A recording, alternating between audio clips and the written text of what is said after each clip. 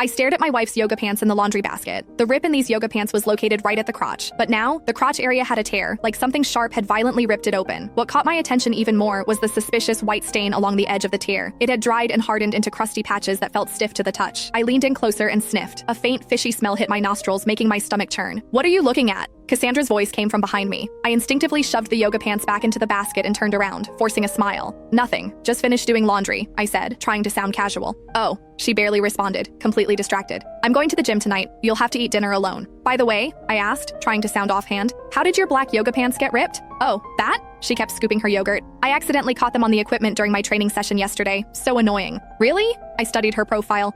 "It's torn pretty badly." "Yeah," she smiled slightly, "but it's fine. I've had them forever anyway. I'll just buy a new pair." I watched her walk into the bedroom to change. My chest felt heavy, like a stone was lodged inside. I walked back to the laundry basket and picked up the yoga pants again. The edges of the tear were jagged and uneven, like something had forcibly stretched them open. As I examined them more carefully, I discovered a small electronic key fob sewn into the inside of the waistband. It had a series of numbers engraved on it. TS-032TS stood for Total Sculpt, an upscale gym in our city. 0321 was a locker number. I remembered Cassandra had a membership there, but she usually went with Melissa. She rarely went alone. I was still thinking when Cassandra emerged, already changed. She wore gray sweatpants and a loose hoodie, looking fresh and put together. "I'm leaving." She grabbed her bag and headed for the door. "Wait," I called out. "Why are you always going to the gym with Melissa lately?" She stopped and glanced back at me. Her eyes flickered with something I couldn't read. "What do you mean? We've always gone together, haven't we? But you used to only go on weekends. Why are you going every day now?" I asked cautiously. She smiled, her tone relaxed. "Work's been stressful lately. I want to exercise more, blow off some steam." I nodded, saying nothing more. She turned and left. I stood by the window, watching her walk quickly toward the entrance of our apartment complex.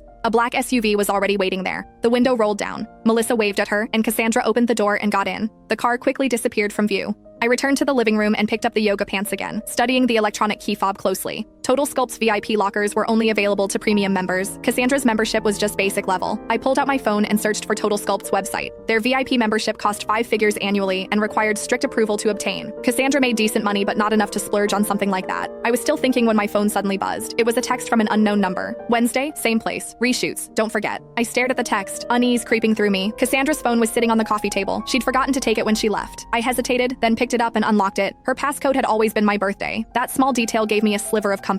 I opened her text messages and found that she'd been in frequent contact with an unknown number over the past few days. The messages were mostly brief exchanges like, "See you Wednesday and remember to bring clothes." I scrolled to the top and found the first text, sent about a month ago. "Wednesday, 3 p.m., gym VIP area. Remember to wear those black yoga pants." My heart started racing. My hands trembled slightly. I kept scrolling and discovered they met every Wednesday, and each time those black yoga pants were mentioned. The most recent text was from yesterday. "Great job today. Same time next week." I put the phone down.